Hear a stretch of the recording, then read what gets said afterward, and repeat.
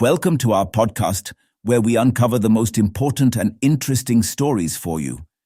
In this episode, we will discuss the mystery of what led to the downfall of a sprawling city near St. Louis 1,000 years ago.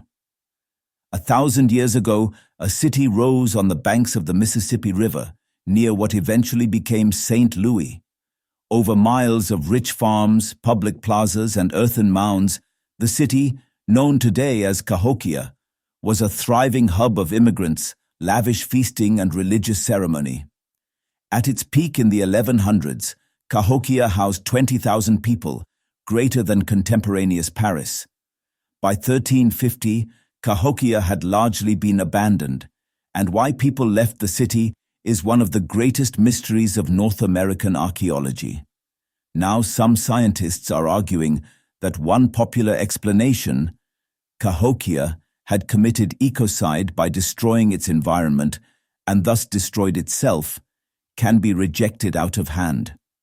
Recent excavations at Cahokia, led by Caitlin Rankin, an archaeologist at the University of Illinois at Urbana-Champaign, show that there is no evidence at the site of human-caused erosion or flooding in the city. Her team's research, published in the May or June issue of Geoarchaeology, suggests that stories of great civilizations seemingly laid low by ecological hubris may say more about our current anxieties and assumptions than the archaeological record. In the 1990s, interpretations of archaeological research led to the proposal that the Cahokians, at the height of their city's population, had cut down many trees in the area. This practice, they said, led to widespread deforestation, erosion, and increasingly severe and unpredictable local flooding. Rankin and her colleagues set out to discover more about how Cahokia's environment changed over the course of its development, which they hoped would test whether that hypothesis was true. Excavating in Cahokia's North Plaza, a neighborhood in the city's central precinct, they dug at the edge of two separate mounds and along the local creek, using preserved soil layers to reconstruct the landscape of 1,000 years ago. This area had the lowest elevation, and they presumed it would have endured the worst of any flooding. Those soil layers showed that while flooding had occurred early in the city's development, after the construction of the mounds, the surrounding floodplain was largely spared from major flooding until the industrial era. "We do see some negative consequences of land clearance early on," Rankin said, "but people deal with it somehow and keep investing their time and energy into the space." Rather than ruining the landscape, she added, Cahokians seem to have re-engineered it into something more stable.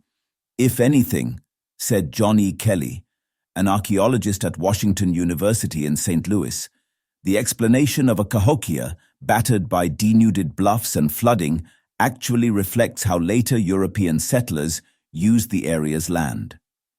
In the 1860s, bluffs upstream from Cahokia were cleared for coal mining, causing enough localized flooding to bury some of the settlement's sites.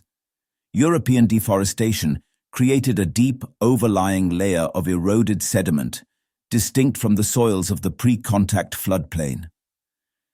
What Caitlin has done in a very straightforward fashion is look at the evidence, and there's very little evidence to support the Western view of what native people are doing, Kelly said. Outside of natural disasters like the volcanic eruption that destroyed Pompeii, Rankin notes, the abandonment of a city tends not to happen all at once. It's more like a natural progression as people slowly ebb out of an urban environment that stops meeting their needs. "It doesn't mean that something terrible happened there," Rankin said. "It could be that people found other opportunities elsewhere, or decided that some other way of life was better." The view of Cahokia as a place riven by self-inflicted natural disasters speaks more to Western ideas about humanity's relationship with nature, Rankin said, one that typically casts humans as a separate blight on the landscape and a source of endless, rapacious exploitation of resources. But while that narrative resonates in a time of major deforestation, pollution, and climate change, She said it was a mistake to assume that such practices were universal. We're not really thinking about how we can learn from people who had conservation strategies built into their culture and land use practices, Rankin said. We shouldn't project our own problems onto the past. Just because this is how we are, doesn't mean this is how everyone was or is.